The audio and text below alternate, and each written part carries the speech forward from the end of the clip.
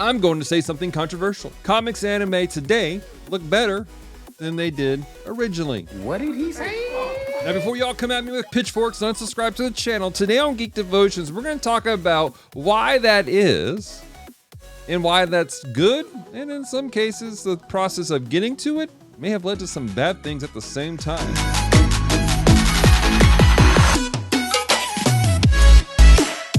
Hello, devoted geeks, and welcome to Geek Devotions, show from devoted geeks who are devoted to let you know you're loved. I'm Dallas. I'm so glad you've hit the play button. If you are new to our show, we take geek pop culture items like movies, video games, and comics, and we use it to let people know that they're loved. So if you don't watch past this moment, know this: we love you, we care about you. There is a plan and a purpose for your life. Do not give up. As I said in my intro, we're going to be examining something very interesting and controversial. A statement that I've made that things today look better than it did back then.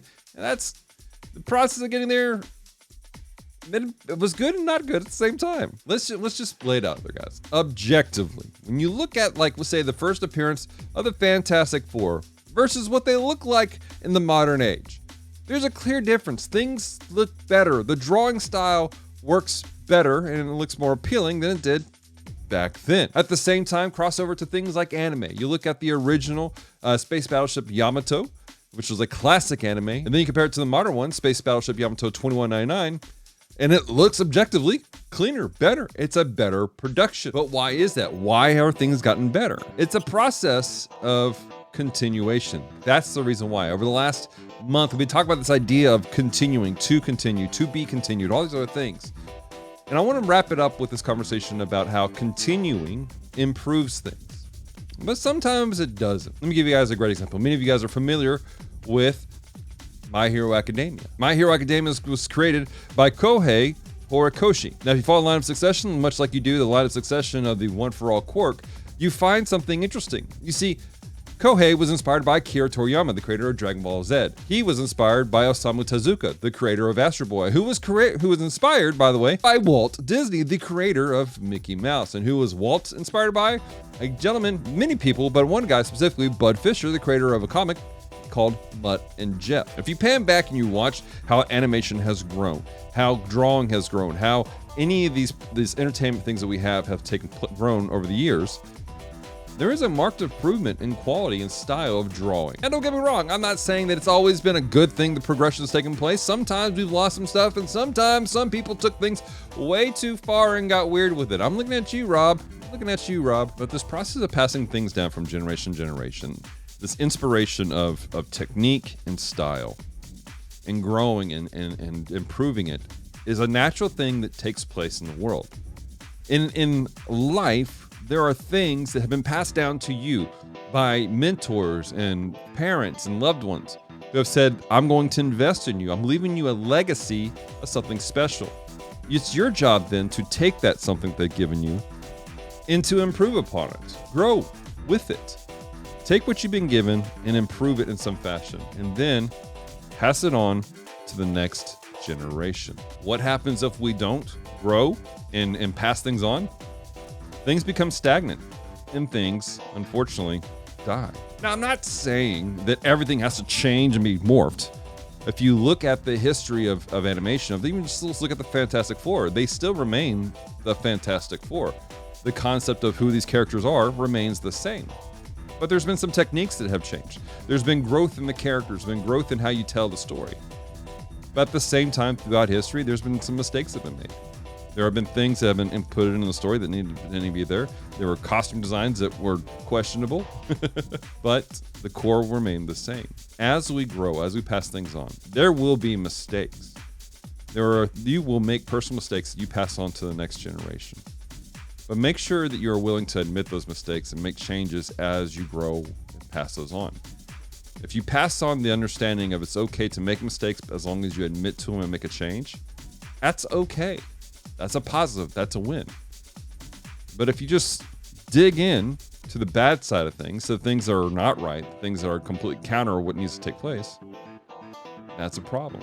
That's a loss. As a Christian, I look at the scriptures and I pan back at the history of the people of God. And it's a really fascinating history where you see them doing really great and doing really well job of passing things down from generation to generation to generation. And then somewhere down the line, somebody drops the ball or they pervert a truth, something that was supposed to take place. and they ignore one aspect, and then things go downhill until they're destroyed. And then God comes in and he redeems them and he brings them back. But it was still up to the people to pass down the truth faithfully, to pass down the hope and glory of God from generation to generation. And if they didn't, they suffered. There's a whole story in the scriptures where one of the kings was digging through the temple, and they found the book of the law that contained the instructions of what to do. He had never seen it before. He had no understanding of it. And it shocked him. He's like, we need to fix this. And so because of that, the Lord blessed him and that generation, because they were willing to make a change, because they discovered what God really wanted. For some of you, you're walking in some generational baggage. You were never taught the right thing. You were never taught to see things the correct way. And you're walking in that burden. And so you're drawing things wrong. You're drawing people with 6 fingers instead of 5. But it's okay. Learn. Grow. Go back to the basics. People generally have 5 fingers, not 6. So make a change. Start drawing them with 5 fingers.